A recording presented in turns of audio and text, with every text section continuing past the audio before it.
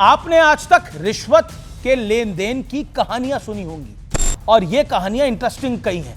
Traffic signal पर, सरकारी दफ्तरों में, थाने में और भी एक दो जगहों पर हो सकती है। लेकिन क्या आप जानते हैं कि रिश्वतखोरी के दशकों पुराने धंधे का रेनोवेशन हो गया है?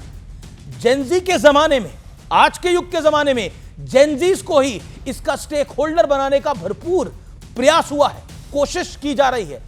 कैश फॉर वोट की अपार सफलता के बाद कैश टू डिफेम इंडिया की भी लॉन्चिंग हो गई है। हालांकि यह लॉन्चिंग क्रैश साबित हुई, बताऊंगा आगे कैसे। इसके बाद जमकर कुटाई और पिटाई हुई, जबकि सारा राज खुलकर सामने आ गया।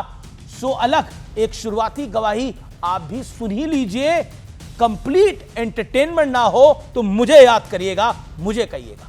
इस नंगे नाच को जस्टिफाई करने के लिए हम क्रिएटर्स को मोटा पैसा दिया जा रहा है, जिसमें हमें मोदी या बीजेपी के विरोध में नहीं बल्कि देश के विरोध में बोलने को कहा गया। आज सुबह मैंने ये मैसेज रिसीव किया कि आप एआई समिट को बदनाम करके एक वीडियो बना दो, हम आपको 25,000 दे देंगे। पॉलिटिकल पार्टी किस तरह से एक कंट्री, अपनी खुद की कंट्री को डिफेम करने के लिए इतना गिरी हद तक जा सकती है, ये एकदम मेरी समझ के बाहर जा रहा है। व्यूअर्स नमस्कार, मैं हूं अमीश देवगन। सत्य और तथ्य में आज बात होगी शैतानी की। सोचिए दिल्ली में कितना बड़ा इवेंट हो रहा था, इंटरनेशनल स्टैंडर्ड का। कितने अंतर्राष्ट्रीय मेहमान आए, कितने देशों के राष्ट्रपति, प्रधानमंत्री, अर्थशास्त्री, संयुक्त राष्ट्र के अधिकारी, बड़ी बड़ी कंपनियों के सीईओ, सबके सब एक साथ एक छत के नीचे एकत्रित हुए। एआई की बात होनी थी, भविष्य की प्लानिंग होनी थी, इंडिया की ग्रोथ स्टोरी पर फोकस होना था, पॉजिटिव माहौल था। और सोचिए ऐसे सकारात्मक माहौल में किसी ने यह प्लानिंग कैसे की होगी कि चलो एआई समिट में नंगई करते हैं, मोदी के खिलाफ नारे लगाते हैं, इससे मोदी की बदनामी होगी, दुनिया के सामने सरकार की खूब किरकिरी होगी। लेकिन लोग भूल गए कि मोदी देश के प्रधानमंत्री हैं और प्रधानमंत्री की बदनामी देश की बदनामी होती है। असल मुद्दा हो तो विरोध प्रदर्शन समझ आते हैं, लेकिन जब पता चले कि कपड़ा फाड़ प्रदर्शन फिक्स था, उसमें तथ्य नील और तमाशा ही तमाशा था। और जब यह पता चले कि एआई समिट में कमियों वाला गाना रिश्वत के दम पर गवाया जा रहा था, तब यह बात बेहद खलती है। आपने भी कई वीडियोस देखे होंगे जिनमें एआई समिट की बदइंतजामी की बातें कही गई। दावे किए गए कि इवेंट के नाम पर भारत मंडपम में सिर्फ बदइंतजामी थी और बदइंतजामी है।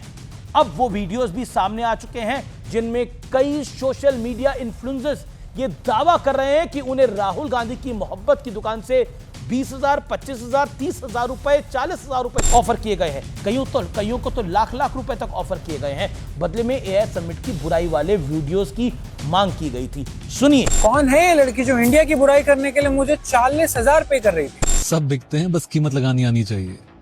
यही सोच के मुझे भी एक बढ़िया रेट ऑफर हुआ, जिसकी एक सिंपल कंडीशन थी, बिना किसी एनालिसिस के एआई समिट को क्रिटिसाइज करते हुए एंटी इंडिया नॉइज को एम्पलीफाई करना था। यानी अगर इन्फ्लुएंसर्स की बात को सही माने तो शुरू से लेकर आखिर तक कांग्रेस का सिर्फ और सिर्फ एक ही एजेंडा था, कैसे भी एआई समिट को बदनाम किया जाए, देश को बदनाम किया जाए। पहले बदइंतजामी के नाम पर, फिर एक रोबो डॉग के नाम पर, और जब इन सबसे बात नहीं बनी तो युवा कांग्रेस के नेताओं को ही मैदान में कपड़े उतार दिया गया।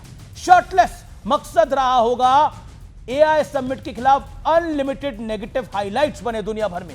हालांकि इन सारे इन्फ्लुएंसर्स ने सामने आकर सारी पोल पट्टी खोल दी। हालांकि उम्मीद के मुताबिक कांग्रेस की सोशल मीडिया सेल प्रभारी सुप्रिया श्रीनेत ने इन आरोपों को सिरे से खारिज कर दिया है। लेकिन सवाल है कि अगर ये सारे लोग रिश्वत वाले आरोप झूठे लगा रहे हैं तो क्या कांग्रेस पार्टी इनके खिलाफ एफआईआर रजिस्टर कराएगी? क्या कांग्रेस पार्टी इन्हें कोर्ट में घसीटेगी? ये सारे लोग जांच के लिए भी तैयार हैं। क्या कांग्रेस पार्टी भी तैयार है? देश इसका जवाब चाहता है। बहुत कुछ ऐलान होता है, अब इसमें भी दो हाथ होने चाहिए। क्या वाकई कांग्रेस पार्टी ने पैसे देकर देश की बदनामी की साजिश रची? हाँ या ना, ये सवाल बहुत बड़ा है।